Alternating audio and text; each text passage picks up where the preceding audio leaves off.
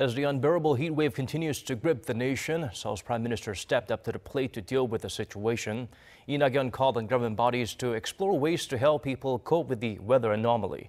Cha Sang-mi shares with us his remarks. The South Korean government is continuing its efforts to respond to the extreme heat wave, which is forecast to continue till the end of August. With the air conditioning on, the heat's caused electricity bills to soar. And in Tuesday's cabinet meeting, Prime Minister Lee Nak-yon called on the Energy Ministry to find ways to ease people's concerns on that front. The longer the heat wave continues, the longer we spend with the air conditioning on, which leads to worryingly high electricity bills. This heat wave qualifies as a natural disaster, so I urge the Ministry of Trade, Industry and Energy to look into ways to show some consideration to the people when it comes to the cost of electricity.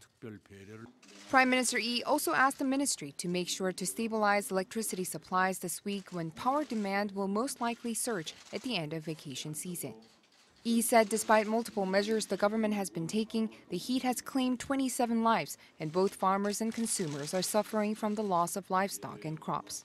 The government is working on changing the law so that the heat wave is regarded as a natural disaster, but we ought to respond to the heat wave even before the law is passed. He urged people to take extra care of themselves in the heat, especially senior citizens who don't have air conditioning. Also farmers, fishermen, and builders who work outside in the heat. Local governments, he said, should help. On Tuesday, the Prime Minister himself paid a visit to a family on a livestock farm in Gyeonggi-do Province to console them and to check on the situation on the ground. Cha Sang-mi, Arirang News.